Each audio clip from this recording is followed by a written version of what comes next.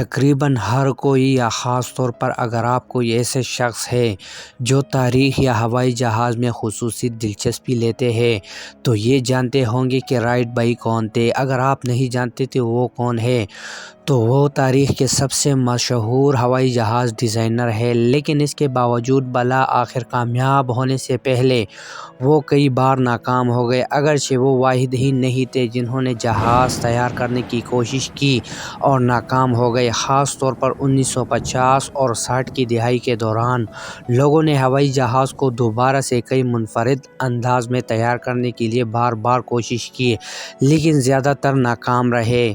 اس video میں ہوائی جہاز کی تاریخ کے سب سے بڑی ناکامیوں کو دیکھتے ہیں۔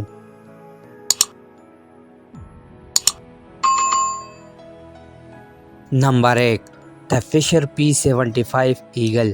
یہ جہاز جب تخلیق کیا جا رہا تھا تو اس وقت لوگوں کو اس سے بہت امیدیں وابستہ تھیں۔ یہ جہاز فتح کی علامت کے طور پر تیار کیا گیا تھا۔ اس جہاز کے نام پر موجود 75 جنگ کی عظیم فرانسیسی ہتھیار 75 mm کی بندوق سے لیا گیا تھا۔ اس طیارے کو مختلف جہازوں کے حصوں کو ملا کر تیار کیا گیا، لیکن بدقسمتی سے یہ اس کی کارکردگی کا مظاہرہ نہ کر سکا جس کی لوگوں کو امید تھی، اس لیے اسے فوراً ہی ناقابل استعمال قرار دے دیا گیا۔ نمبر 2، دی ڈگلس DC-10۔ اس جہاز کے استعمال پر 55 حادثات کے نتیجے میں کئی اموات ہوئے۔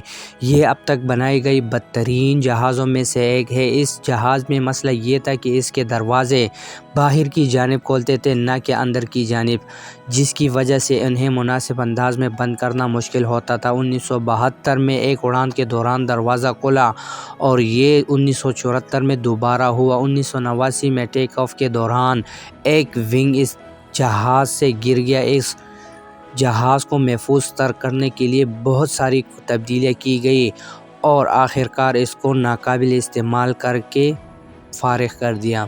نمبر 3، دی بیل FM-1 ایرکوڈا۔ یہ جہاز 1937 میں متعارف کروایا گیا اور اس وقت اس جہاز کی جدید ڈیزائن اور خصوصیات کی وجہ سے اس جہاز سے بہت سے امیدیں وابستہ کر لی گئی تھیں۔ اس کا ایک مثبت پہلو یہ تھا کہ اس میں انجن اور بندوقیں رکھی جاتی تھیں، کیونکہ اس کو لڑاکا جہاز کے طور پر استعمال کرنا بہت آسان تھا۔ تاہم بدقسمتی سے یہ جہاز تیزی سے گرم ہو گیا، جس کی وجہ سے اس کا خراب ڈیزائن قرار پایا۔ اس کے علاوہ اندر بندوق نے فائرنگ بھی شروع کر دی، جس سے جہاز کے اندر بھی دھواں بھر گیا۔